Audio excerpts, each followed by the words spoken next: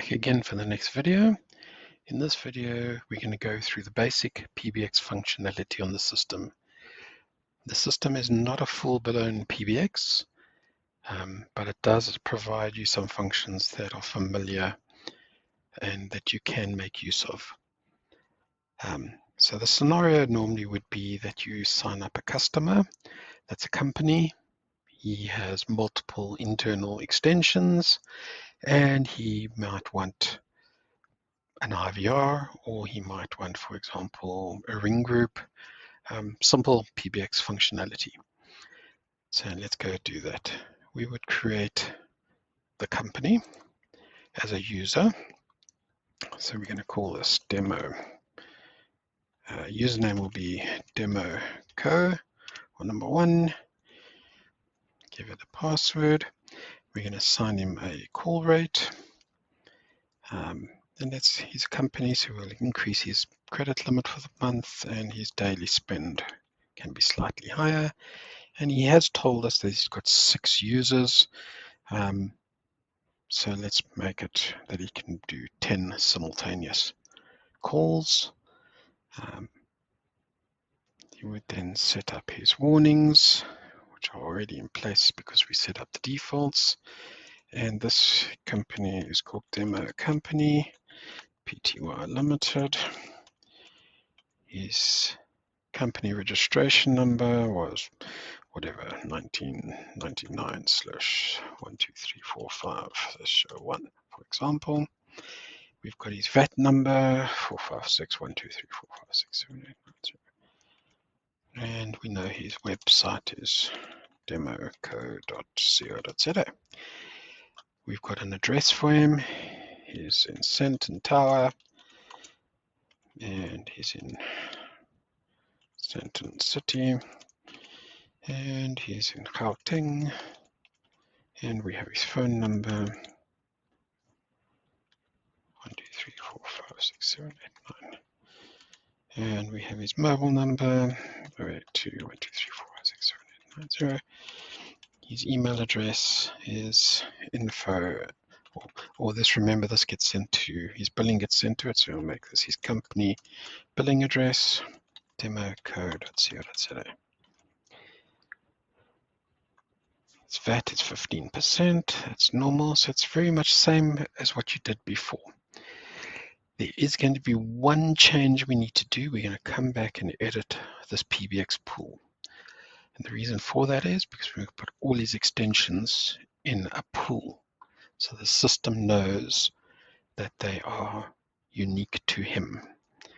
So we're going to create that customer. We're then going to create that PBX pool. Now to do that, you go to the add-ons, expand the PBX functions menu, go to PBX pools. And in this case, there is no pool, so we're going to create a new PBX pool. And I'm going to name this pool as per the company. So in future, we can find it easier. So this company was called Demo Company, and we're going to add the user to it. So now we're going to go back to users, going to edit Demo Company, and we're going to change that PBX pool where it says global. We're going to now make a Demo Company and save that. What that now means is if we look at PBX pools, we'll see we've now got one user on it. What the pool allows you to do is each pool is unique and can have its own extension numbers on devices, and they won't affect another pool's extension numbers. So in other words, in this case, Demo Company could have extension numbers starting with 201, 202, 203, 204, because he's in that pool. If you had another pool, they could also have their own extension numbers, 201, 202, 203, and they won't interact with each other. So now we're going to go create the devices for Demo Company. And Demo Company has told you beforehand they want their numbers to start with specific devices. So we're going to say he wanted to start with, for example, 201. So we're going to call this phone 201. You could label it with the person's name if you knew it. In this case, I don't, so I'm just going to call it phone 201. And we know it's going to be extension number 201. And I'm going to just make this a little bit simpler for further use or future use. And I'm going to name this DC201. So we know his SIP username is DC201 with that password for the SIP device. And his extension number internally is 201. I'm not going to set a caller ID at the moment or a DID. We'll do that in a moment because there is a slight difference with PBX functions and how the DID works. So we're still in demo company. I'm going to add another 2 devices quickly. Phone 202.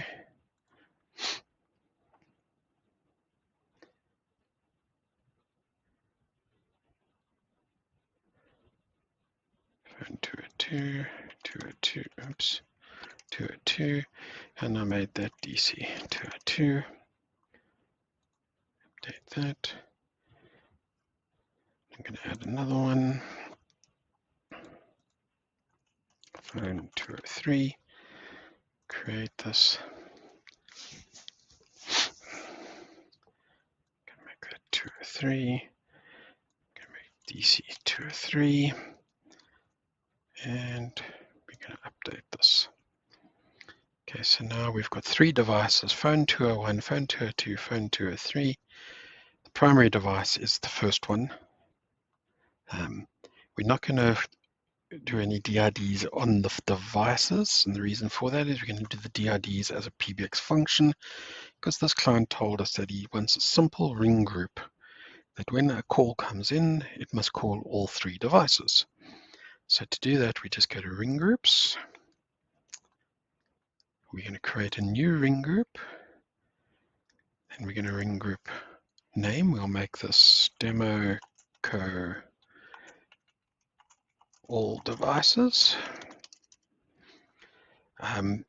Internally, how do they reach this? So I'm going to say it's 600. So if somebody had to dial 600 inside the company, it would phone those devices.